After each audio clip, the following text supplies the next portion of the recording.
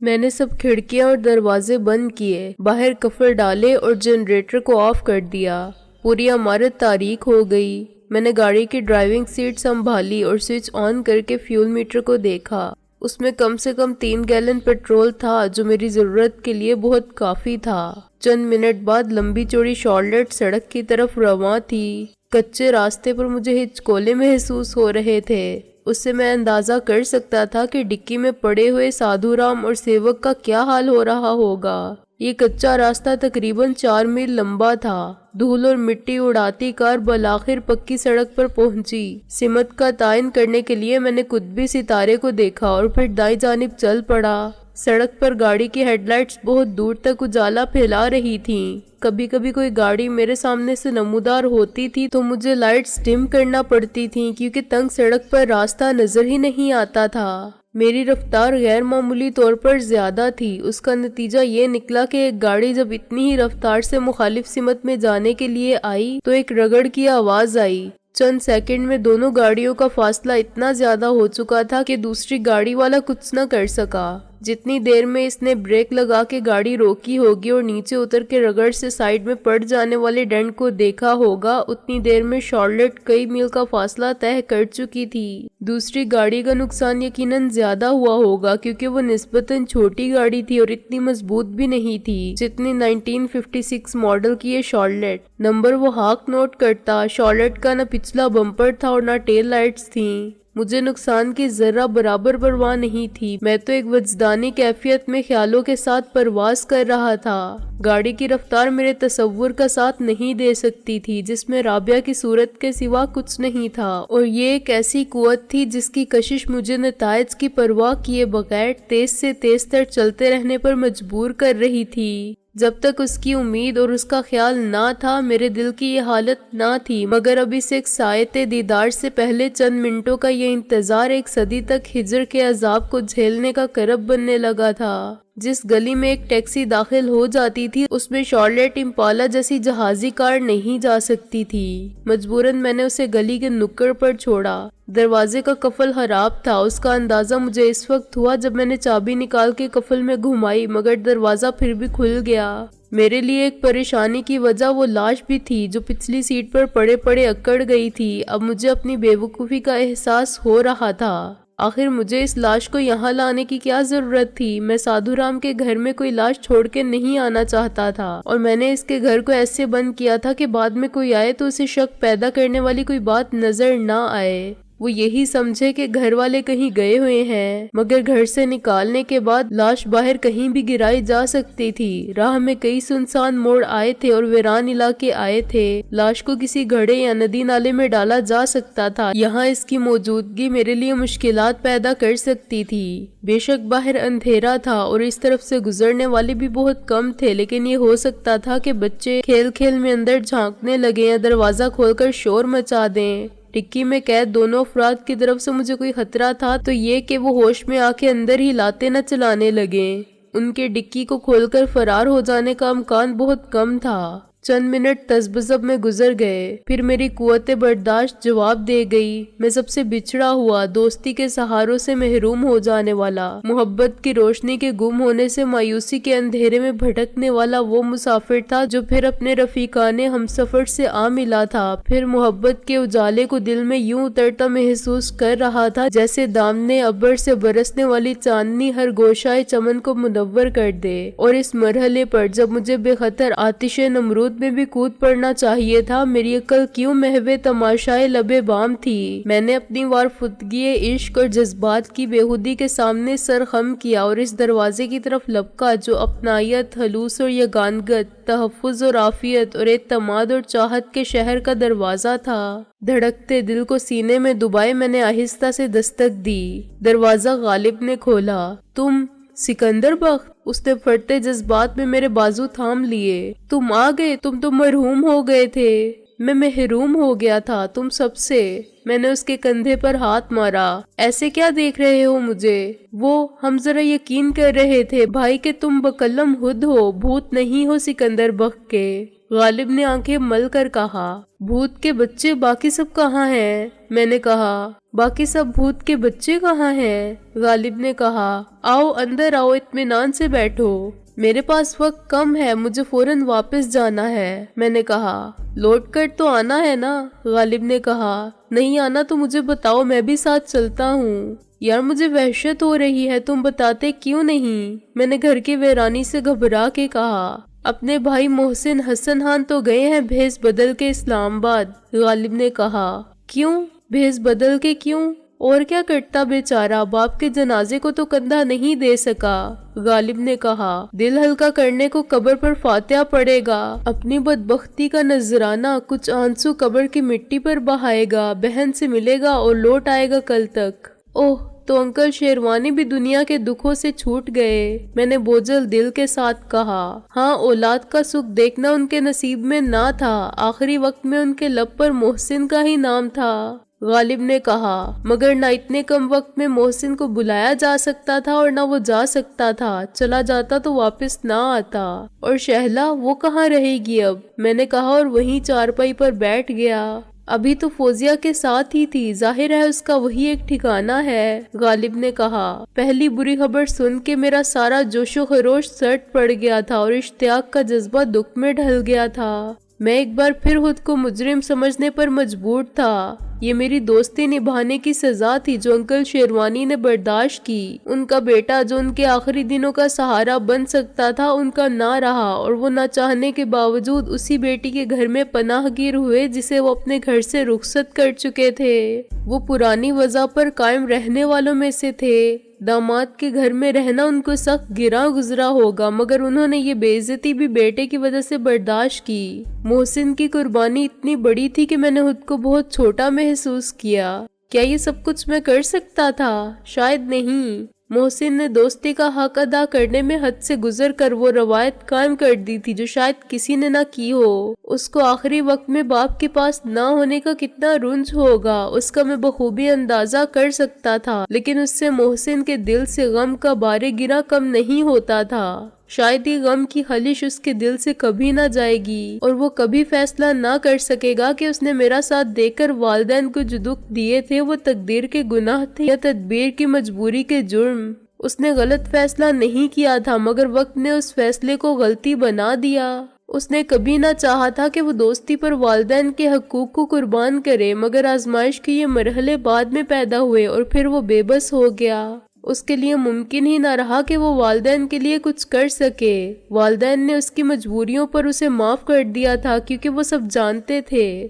پھر کیا خدا اس کے گناہوں کو معاف نہیں کرے گا جو نیتوں کا بھید جانتا ہے؟ نازو ہسپتال میں ہے۔ غالب نے خاموشی کے وقفے کو توڑنے کے لیے کہا، ہسپتال میں؟ کیا ہوا اسے؟ میں نے چونک کر سر اٹھایا اور وہ آنسو پونچھ دیے جو میری اجازت کے بغیر ہی آنکھوں سے بہنے لگے تھے۔ وہ زخمی ہو گئی تھی، غالب نے کہا، مگر تشویش کی کوئی بات نہیں، اس کا بھائی اور والدین اس کے ساتھ ہیں۔ کس ہسپتال میں؟ میں نے کہا، زخمی کیسے ہوئی تھی وہ؟ رابعہ کو نکال کر لانے کی کوشش میں۔ غالب نے کہا، محسن اور تمہارا وہ استاد ٹیڈی خواجہ نیک محمد تو بعد میں پہنچے تھے، تم تو جانتے ہو نا اسے بھلا کون قید رکھ سکتا تھا؟ وہ تو تیغ کیا چیز ہے، ہم توپ سے لڑ جاتے ہیں کہ عملی تفسیر ہے۔ بس نکل آئی مار دھاڑ کر اور رابعہ کو بھی لے آئی۔ پھر اچھا ہوا کہ محسن اور نیک محمد مل گئے، وہ بے ہوش ہونے ہی والی تھی، یہاں اس کی دیکھ بھال نہیں ہو سکتی تھی اور اسے کسی پرائیویٹ ہسپتال میں داخل کروانا بھی ناممکن تھا۔ وہ اس قسم کے کیس لیتے ہی نہیں۔ نازو کے شانے میں ایک گولی لگی تھی اور پسلی ٹوٹی تھی، غالباً دائیں جانب کی۔ میاں سکندر بخت، تم سب کی شان سکندری ایک طرف اور اس نازک سی لڑکی کی سرفروشی ایک طرف، اسے تو شاید موت بھی آسانی سے تسخیر نہ کر سکے۔ ہم نے یہی بہتر سمجھا کہ اسے سرکاری ہسپتال لے جائیں۔ میں نے اسے شعبہ حادثات میں پہنچایا اور ڈاکٹروں کے سپرد کر کے اس کے بھائی کو اطلاع دے دی۔ میرے پریس کے کارڈ نے مجھے پولیس کے چنگل سے محفوظ رکھا۔ میں نے کہا کہ تحقیق تفتیش جو چاہو کر لینا، اس کا بھائی بھی سب انسپیکٹر ہے، ابھی آ جاتا ہے۔ انہوں نے پوچھا تو ہوگا کہ یہ سب کیسے ہوا؟ ہاں، میں نے کہا کہ مجھے کیا معلوم۔ غالب بولا، میں تو مال روڈ پر گورنر ہاؤس کے سامنے سے گزر رہا تھا کہ فائر کی آواز سنی اور ایک چیخ۔ میرے پہنچنے سے پہلے ہی کچھ لوگ ایک گاڑی میں بیٹھ کر بھاگ گئے۔ نمبر وغیرہ میں نے کچھ نہیں دیکھا۔ اس لڑکی کو میں پہچانتا تھا، چنانچہ میں اسے لے کر ہسپتال بھاگا۔ اس کا بھائی میرا بھی دوست ہے۔ میرا بیان وقتی طور پر چل گیا اور میں نے دیکھا کہ موقع ہے تو پچھلی طرف سے بھاگ لیا، سیدھا اپنے اخبار کے دفتر پہنچا اور کام میں لگ گیا۔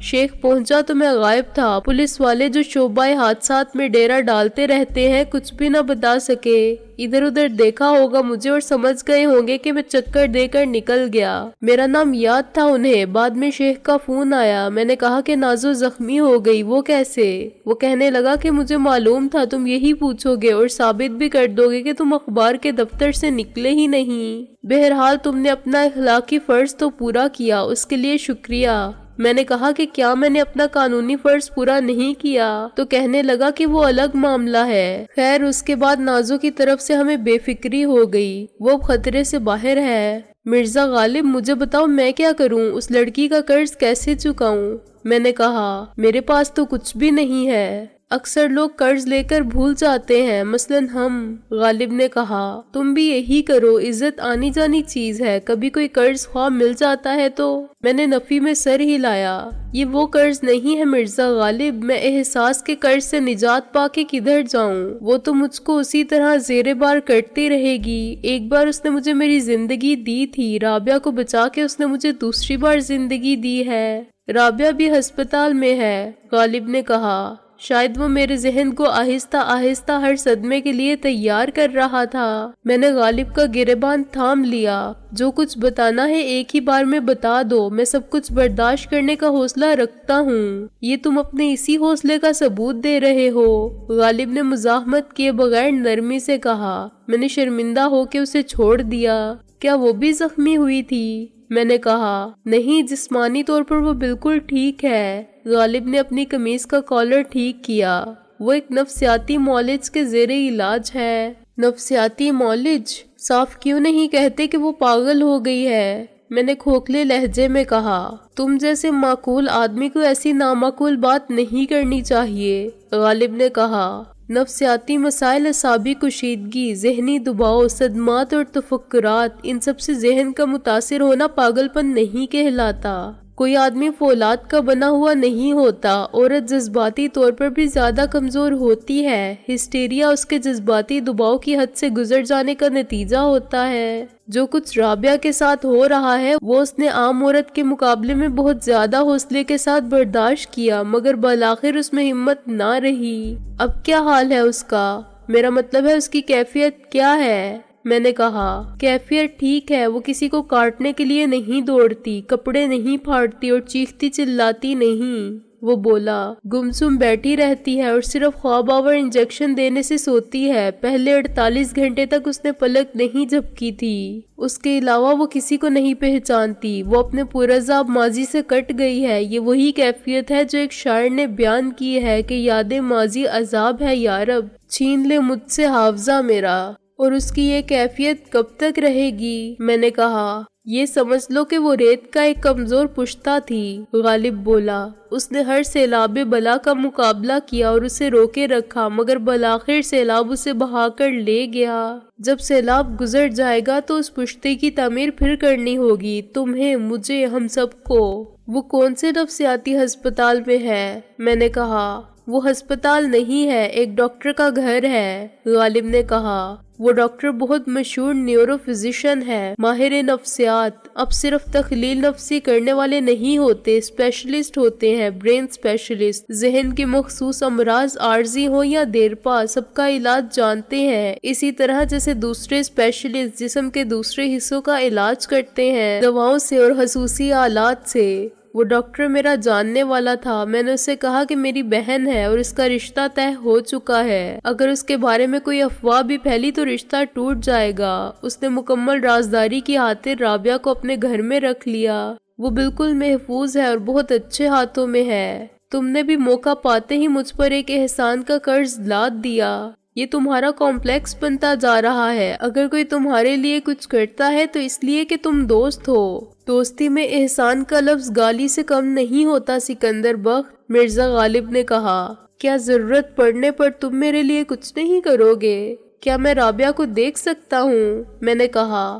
آج رات تو میرے پاس وقت نہیں ہے، لیکن کل ڈاکٹر کا خیال ہے اور ہم سب اس خیال سے متفق ہیں۔ غالب نے کہا کہ اس کی ذہنی صحت کی بحالی میں دعا اور دوا کے بعد سب سے اہم کردار تمہارا ہے۔ تم ہی اسے واپس اپنی دنیا میں لا سکتے ہو۔ تمہارے بغیر وہ اس دنیا میں لوٹنے کے لیے تیار ہی نہیں ہوگی، اور تم کو بھی اسے یقین دلانے کی جدوجہد کرنی ہوگی کہ تمہاری دنیا بھی بدل گئی ہے۔ تمہاری وہ دنیا جس میں دلاور اینڈ کمپنی کے شکاری تھے، نفرتوں کے، قتل و غارت گیری کے، ظلم و ناانصافی کے، تشدد اور بے رحمی کے عفریت منڈلاتے تھے، موت کے خطرات کے سائے تعاقب کرتے تھے، خانہ بدوشی اور دربدری تھی، زندگی ایک مسلسل فرار تھی یا تعاقب تھی۔ شاید وہ اس دنیا میں لوٹ کر آنا ہی نہ چاہے، پھر تم کو اسے یقین دلانا ہوگا کہ اب تم اسی دنیا میں ہو جس کے خوابوں کی تعبیر تلاش کرتے کرتے وہ تمہاری دنیا سے اتنی دور چلی گئی۔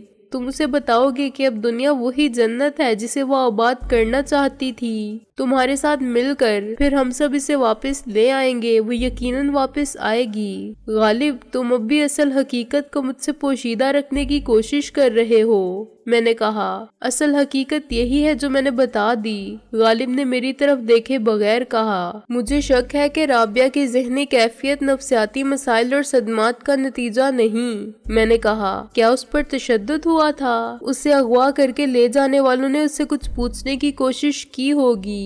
رابعہ سے ان کو کیا معلوم ہو سکتا تھا؟ وہی جو انہوں نے مجھ سے معلوم کرنا چاہا تھا، میں نے کہا۔ ان کو ہماری طرف سے یہ اطمینان نہیں تھا کہ ہم ان کے اصل کاروبار کے بارے میں کتنا علم رکھتے ہیں۔ ہم نے ان کو تاثر دیا تھا کہ ہمارے نزدیک وہ ہیروئن کے اسمگلر ہیں، اور خود انہوں نے بھی کوشش کی تھی کہ خود کو منشیات کے دھندے میں ملوث ثابت کر دیں، حالانکہ ایسا نہیں تھا۔ وہ اس سے زیادہ سنگین جرم میں ملوث تھے۔ وہ اسلحے کی اسمگلنگ کر رہے تھے، اور یہ اسلحہ مشرقی بنگال کے غیر ملکی تخریب کاروں اور ان کا ساتھ دینے والے علیحدگی پسندوں تک پہنچا رہے تھے۔ منشیات کا دھندا تو اس کے مقابلے میں بہت معمولی جرم تھا۔ انہوں نے خود اپنے خلاف اپنے جرم کے ثبوت مہیا کیے اور ہمیں موقع دیا کہ ہم یہ ثبوت دیکھ لیں۔ یہ کوشش ہمیں گمراہ رکھنے کے لیے کی گئی تھی۔ اگر کوئی لڑکا شراب پیے تو اسے یہ ڈر ہوتا ہے کہ شرابی کو ماں باپ اور سارے گھر، خاندان اور محلے میں کتنی مخالفت اور نفرت کا سامنا ہوگا۔ وہ خود اپنے بارے میں مشہور کروا دے کہ اس کو جوئے کی عادت ہے تو سب اسے برا کہیں گے، مگر شرابی کے مقابلے میں جواری پھر بھی قابل قبول ہوتا ہے۔ انہوں نے مجھے اسی لیے اغوا کیا تھا کہ مجھ سے حقیقت جان سکیں، انہیں اطمینان ہو جائے کہ ہم جو کچھ جانتے ہیں وہی ہے جس کا ہم اظہار کرتے رہتے ہیں۔ اس مقصد کے لیے انہوں نے بہت سائنٹیفک طریقے پر کام کیا۔ انہوں نے مجھ پر جسمانی تشدد نہیں کیا، میرے ذہن کو متیع کیا، ایسی دوائیں دینے کی کوشش کی جن سے میرا ذہن میرے اختیار میں نہ رہے، اور اگر مجھے شبہ نہ ہوتا تو وہ اپنے مقصد میں کامیاب بھی ہو جاتے، لیکن میں بچ گیا۔ یہ میں بعد میں بتاؤں گا کہ کیسے۔ میں پوچھنا یہ چاہتا ہوں کہ کیا رابعہ کے ساتھ بھی یہی کیا گیا تھا، اور کیا اس کے ذہن پر انہی دواؤں کا اثر ہے؟ تمہارا اندازہ درست ہے، غالب نے کچھ دیر کی خاموشی کے بعد اعتراف جرم کرتے ہوئے کہا۔ رابعہ پر بھی ذہنی تشدد ہوا تھا۔ اس کا ایک نتیجہ یہ نکلا کہ وہ دماغی توازن کھو بیٹھی۔ میں نے تلخی سے کہا، لیکن کیا اس نے قبول کیا کہ ہم حقیقت کو جانتے ہیں؟ یہ وہ خود تو نہیں بتا سکتی۔ نازو کے کہنے کے مطابق اس نے بھرپور مزاحمت کی، مرزا غالب نے کہا، اور ڈاکٹر کا کہنا ہے کہ اس کے دماغ پر منفی اثرات اسی مزاحمت کا نتیجہ ہیں۔ جس طرح جسمانی تشدد کے خلاف قوت برداشت کا مظاہرہ کرنے کا نتیجہ یہ نکلتا ہے کہ جسم ٹوٹ پھوٹ جاتا ہے اور ناکارہ ہو جاتا ہے، ایسے ہی ذہن پر ہونے والے تشدد کو برداشت کرنے سے ذہنی معذوری اور شکست و ریخت ہو جاتی ہے۔ علاج سے جسم بھی ٹھیک ہو جاتا ہے، علاج سے اس کا ذہن بھی نارمل ہو جائے گا۔ یہ کہنا غلط ہے کہ وہ دماغی توازن کھو بیٹھی ہے۔ اس وقت میں اتنی دیر رکنے کے لیے نہیں آیا تھا، میں نے کہا۔ میں اپنے ساتھ ایک خطرہ لیے پھر رہا ہوں۔ مجھے آج رات ایک کام ختم کرنا ہے جو کل نہیں ہو سکتا۔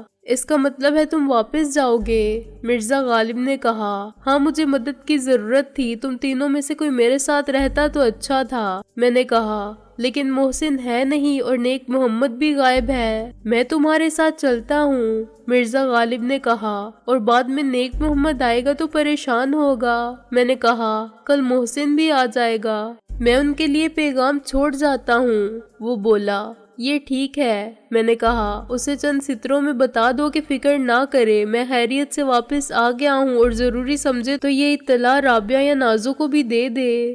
محسن کو بتا دے کہ ہم ڈوگا پتن سے آگے موزو کرما والی میں ہوں گے۔ اول تو ہم صبح تک لوٹ ہی آئیں گے، لیکن کسی وجہ سے نہ آ سکے تو محسن اور نیک محمد کے علم میں ہوگا کہ ہم کہاں گئے تھے۔ غالب نے یہی بات کاغذ کے ایک پرزے پر لکھی اور پیغام کو ایک نمایاں جگہ پر رکھ دیا۔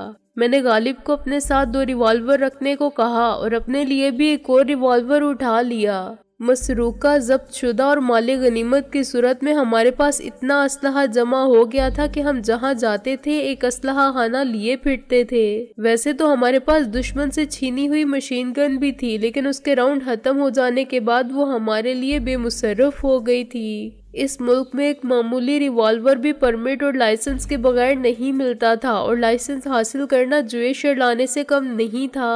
ایسی صورت میں ہمارے لیے مقابلے کی یہی ایک صورت رہ جاتی تھی کہ ہم دشمنوں سے ہی ان کا اسلحہ چھین کر جمع کرتے جائیں اور ناجائز ذرائع سے حاصل ہونے والا اسلحہ رکھیں۔ ابھی تک اسلحے کی ضرورت پوری کرنے میں سب سے زیادہ مددگار چودھری دلاور کے شکاری ہوئے تھے، جو ہمارا شکار بنے تھے، ہمارے ہاتھوں مارے گئے تھے یا بھاگنے پر مجبور ہوئے تھے تو اپنا اسلحہ چھوڑ گئے تھے۔ غالب نے دروازے کو مقفل نہیں کیا، دونوں پٹ ملا کے چھوڑ دیا۔ جب میں چلنے لگا تو مجھے زہر کی وہ شیشی یاد آئی جو میری جیب میں پڑی تھی۔ میں نے واپس اندر جا کے اسے ایک محفوظ مقام پر چھپا دیا جہاں اس پر کسی کی نظر نہیں پڑ سکتی تھی۔ پھر میں غالب کے ساتھ گلی کے موڑ تک پہنچا۔ میرا خیال تھا کہ میں رابعہ اور نازو، محسن، نیک محمد اور غالب سب کو اپنی اچانک آمد سے حیران کر دوں گا اور ان کی خوشی سے بھرپور گالیاں سن کے اور ان کے مسرت سے لبریز آنسو پہنچ کے لوٹ جاؤں گا۔ اے بسا آرزو کے حاک شدہ، مجھے ویرانے میں تنہا بھٹکنے والی روح کی طرح مرزا غالب ملا۔ باقی سب خبریں حوصلہ شکن ملی تھیں۔ 5-10 منٹ کی بجائے مجھے آدھا گھنٹہ لگ گیا تھا، اور اب میں ڈر رہا تھا کہ اتنی دیر میں ایک حقیقی اور 2 زندہ لاشوں کے وجود کا راز فاش نہ ہو گیا ہو۔ وہ مختصر سا مجمع میں نے دور سے ہی دیکھ لیا جو شارلٹ کے آس پاس حیرت اور خوف کے ملے جلے جذبات کے ساتھ حلقہ بنائے کھڑا ہوا تھا۔ مجھے اپنی غلطی کا احساس ہوا۔ یہ سب باتیں میں فرصت پر اٹھا رکھتا تو اس نئی آفت سے بچ جاتا، لیکن باتوں باتوں میں آدھا گھنٹہ گزر گیا اور اتنی دیر میں کسی نے گاڑی میں پڑی ہوئی لاش کو دیکھ لیا۔ معلوم نہیں اب کیا ہونے والا تھا۔ مرزا غالب، میں نے کہا، اس گاڑی میں ایک عورت کی لاش پڑی ہوئی تھی، ایک ہندو عورت کومل کی لاش، اور وہ بھی ایک عورت کی، عورت بھی ہندو۔ مرزا غالب نے سر پکڑ لیا۔ سبحان اللہ، کیا بات ہے جناب کی، اپنے لیے مصیبت بھی تلاش کرتے ہیں تو ایسی انوکھی۔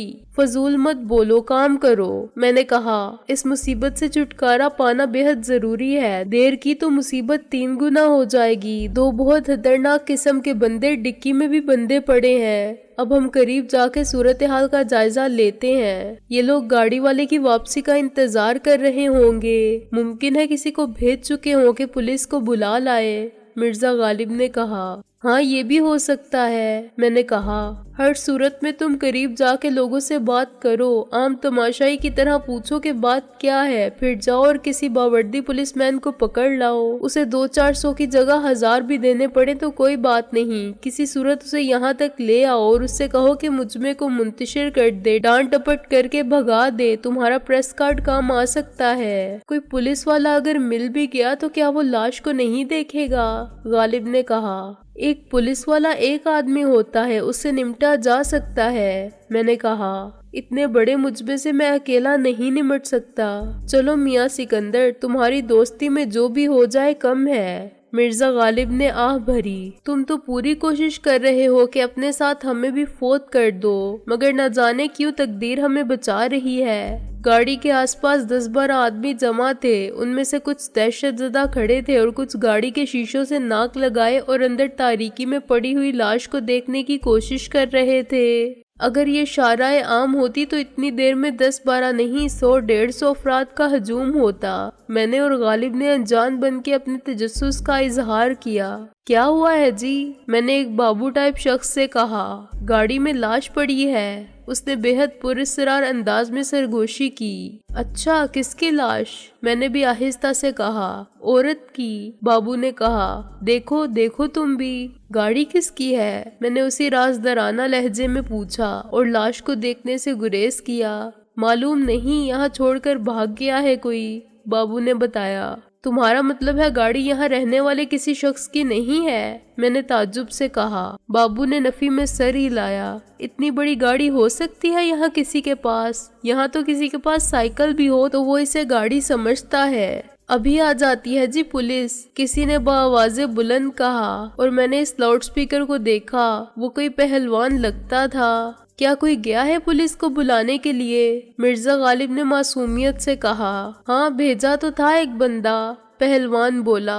اب وہ گھر جا کے بیٹھ گیا ہو تو پتہ نہیں، سب ڈرتے ہیں۔ لا حول ولا قوت، ڈرنے کی کیا بات ہے؟ مرزا غالب نے کہا۔ میں لاتا ہوں ابھی پولیس کو، مگر آپ لوگ ایسا کریں کہ یہاں مجمع بالکل اکٹھا نہ ہونے دیں۔ آپ پہلوان جی اور آپ مولانا صاحب، خان صاحب آپ بھی، آپ تینوں سب کو چلتا کریں اور کسی کو مت رکنے دیں۔ چنگا جی، پہلوان نے فوراً یہ ذمہ داری قبول کر لی۔ آپ ذرا فٹافٹ پولیس کو لے آؤ، اور ہاں چلو باقی سب ادھر سے چلتے پھرتے نظر آؤ، کوئی دنگل نہیں ہو رہا ہے یہاں۔ ہاں بھائی، توبہ استغفار کرو، مولانا نے کہا۔ اپنے گھر جاؤ اور موت کو تماشا مت سمجھو، خود ہمیں بھی مرنا ہے ایک دن۔ واہ اوے صوفی، بات ایسے کرتا ہے جیسے خود کو نہیں مرنا۔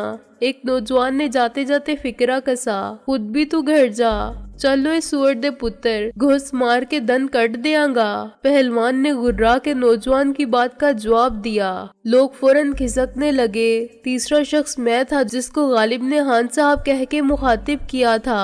میں نے بھی حسب توفیق اس ڈانٹ ٹپٹ میں حصہ لیا اور بالآخر وہاں ہم 3 رہ گئے۔ اس کے بعد ہم نے کسی کو بھی وہاں رکنے نہیں دیا۔ غالب 10 منٹ بعد ایک وردی والے ٹریفک کانسٹیبل کے ہمراہ نمودار ہوا۔ بے شک یہ ٹریفک کا مسئلہ نہیں تھا، مگر کانسٹیبل تو کانسٹیبل ہی ہوتا ہے۔ اس نے قانون کے محافظ کی حیثیت سے فوراً جائے واردات کا معائنہ کیا۔ تھانے کون چلے گا؟ کانسٹیبل نے پہلوان اور مولانا کی طرف نظر ڈالی۔ میں تو مسجد جا رہا تھا، عشاء کا وقت ہو گیا ہے، مولانا نے کہا۔ مجھے تو آپ معاف ہی رکھیں، تم چلو گے خان صاحب؟ غالب نے پھر مجھے مخاطب کیا۔ کیوں نہیں جی، مجھے تو جانا ہی پڑے گا، میں نے کہا۔ چلو اے چنگا ہویا، میں بھی جانا سی۔ پہلوان نے اطمینان کا سانس لیا۔ کل دنگل لے کالو پہلوان نو ملنا سی۔ جب میں نے ڈرائیونگ سیٹ پر بیٹھ کر چابی لگائی تو کانسٹیبل حیران ہوا۔ یہ گاڑی تمہاری ہے؟ تم نے پہلے نہیں بتایا، وہ مجھے ڈانٹ کر بولا۔ ہم تینوں آگے بیٹھ گئے، کانسٹیبل دوسری طرف آخر میں رہا۔ تم نے پوچھا ہی کب تھا؟ میں نے کہا۔ اور ابھی تو کہا ہے میں نے کہ مجھے جانا ہی پڑے گا، گاڑی میری نہ ہوتی تو میں جاتا۔ پھر تو میاں جی پھانسی ہوگی تمہیں، بیوی کو قتل کر کے کہاں پھینکنے لے جا رہے تھے؟ کانسٹیبل نے ماہر سراغ رسا کی طرح مفروضات پر کیس بنانا شروع کیا۔ کس سے لگائی تھی یاری؟ میں اپنا بیان تھانے جا کر دوں گا، میں نے گاڑی چلاتے ہوئے کہا۔ راستے میں بک بک کرو گے تو ایک جھانپڑ دوں گا۔ ٹریفک کانسٹیبل کا میری گستاخی پر غصے سے برا حال ہو گیا۔ جھانپڑ دے گا مجھے؟ تیری تو ہاں تمہیں، مرزا غالب نے کہا۔ دوسرا اور تیسرا جھانپڑ میں رسید کروں گا۔ اس وقت تک گاڑی بہت دور آ چکی تھی اور ایک سنسان سڑک پر 60-70 میل فی گھنٹہ کی رفتار سے دوڑ رہی تھی۔ کانسٹیبل کو اپنے کانوں پر یقین نہ آیا۔ چھوڑو یار، اسے بھی ٹھنڈا کرو، بہت گرمی دکھا رہا ہے، میں نے غالب سے کہا۔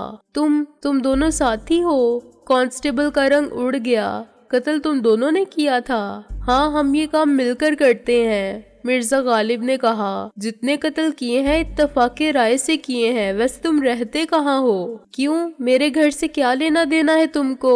کانسٹیبل اب سچ مچ پریشان ہونے لگا تھا۔ ہم تمہاری سہولت کے لیے پوچھ رہے تھے، مرزا غالب نے کہا۔ تمہارے دروازے پر ہی ڈال دیتے تمہیں، ورنہ لواحقین پریشان ہوتے پھریں گے مردہ خانوں، پاگل خانوں اور جیل خانوں میں، میں نے کہا۔ دیکھو یار میں نے تمہارا کچھ نہیں بگاڑا ہے، مجھے جانے دو۔ کانسٹیبل کی حالت غیر ہو گئی۔ اچھا تم کو یہاں گرا دیتے ہیں، میرا مطلب ہے ڈراپ کر دیتے ہیں۔ میں نے کہا شرط یہ ہے کہ تم پلٹ کر نہیں دیکھو گے، 40 قدم ناک کی سیدھ میں سفر کرو گے، ذرا بھی گردن گھمائی تو یہ خودکشی کہلائے گی۔ توبہ میرے باپ کی بھی جو میں مڑ کے دیکھوں، اب مجھے جانے دو۔ وہ منت سماجت کرنے لگا۔ میں نے ذرا سی دیر کے لیے گاڑی روکی اور اسے اتر جانے کا موقع دیا۔ اس نے ہمیں ایک مشترکہ گالی دی اور بکٹوٹ بھاگا۔ اس کو واپس وہاں پہنچنے کے لیے 5-6 میل چلنا پڑے گا جہاں یہ ڈیوٹی پر تھا۔ مرزا غالب نے ہنس کر کہا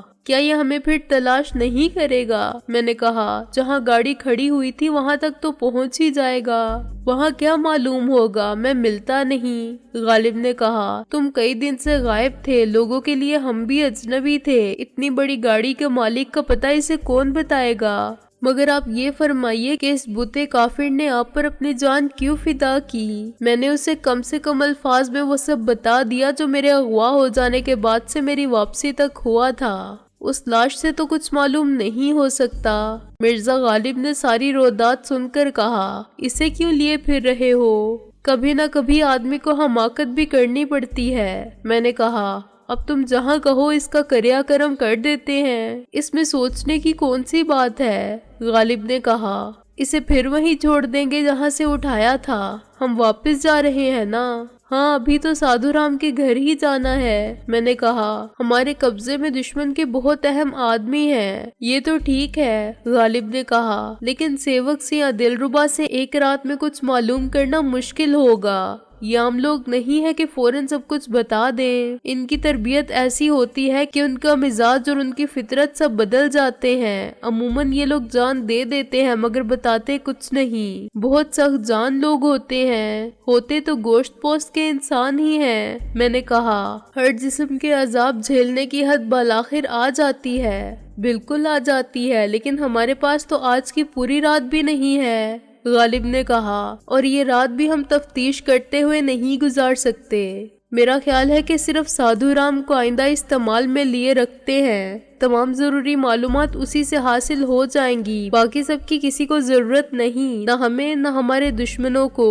انہیں ہم نے چھوڑ دیا تب بھی وہ مارے جائیں گے اور ہمارے مقابلے میں وہ زیادہ عذاب دے کر ماریں گے۔ غالب کی بات بہت معقول تھی، ہمیں پہلے وہ کام کرنا تھا جو زیادہ ضروری تھا اور جسے صبح ہونے سے پہلے ختم کرنا تھا۔ سادھو رام کے دماغ میں سے مفید معلومات برآمد کرنے کا عمل جراحی اس وقت تک جاری رہ سکتا تھا جب تک ہمیں یقین نہ آ جائے کہ اب اس غدار ضمیر فروش کی کھوپڑی خالی ہو چکی ہے۔ میں نے گاڑی کو کچے راستے پر اتارا اور 10 منٹ میں ہم پھر سادھو رام کی حویلی میں تھے۔ میں نے جنریٹر چلایا، دروازے کھولے اور بیڈ روم کی لائٹ جلائی۔ غالب نے میری مدد کی اور ہم کومل کی لاش کو واپس اٹھا کر اس کے بیڈ روم میں لے گئے۔ ہم نے اسے یوں لٹا دیا کہ وہ فطری انداز میں سوتی ہوئی دکھائی دے۔ بس اب جتنا مال غنیمت مل سکتا ہے وہ سمیٹو اور چلو۔ میں نے کہا ہے تو یہ ہمارے دشمنوں ہی کا مال، تو مال غنیمت جمع کر، میں دیکھتا ہوں کاغذات اور دستاویزات۔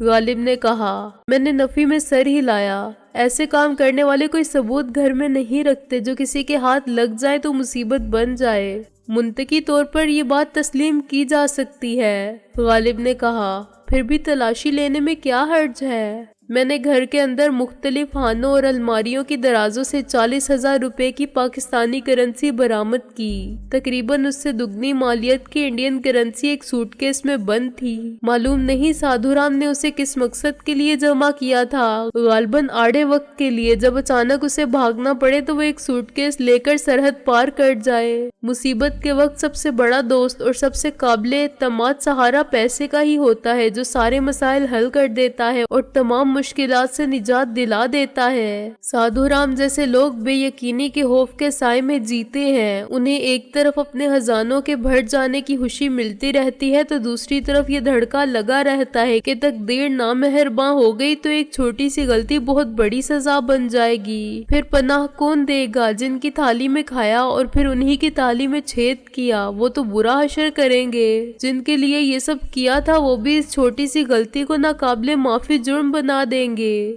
पैसा होगा तो किसी गोशाए गुमनामी में छुप छुपा के भी जिंदगी गुजारने की गुंजाइश रहती है। मैंने उस सूटकेस को भी बाहर ले जाकर डिक्की में डाला। साधु राम बदस्तूर बेहोश था, लेकिन सेवक होश में आ चुका था और आंखें खोले पड़ा था।